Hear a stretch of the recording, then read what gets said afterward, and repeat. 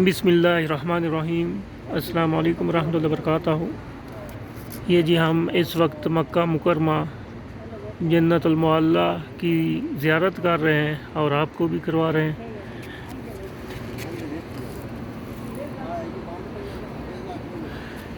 ये जो पत्थर पड़े हुए हैं ये कब्रों के ऊपर हैं। यहाँ पर ढेरियाँ नहीं बनाते, इसी तरह प्लेन जगह होती है और ऊपर पत्थर रख देते हैं।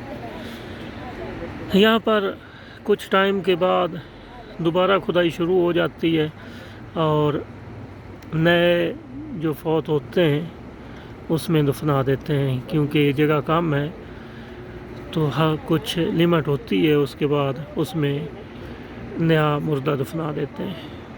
और बहुत ही मुक़द्दस जगह है। इसमें हज़रत खदीजा रज़ियल्लाहु तआला अन्हा की भी कब्र है और भी सहाबा कराम हैं।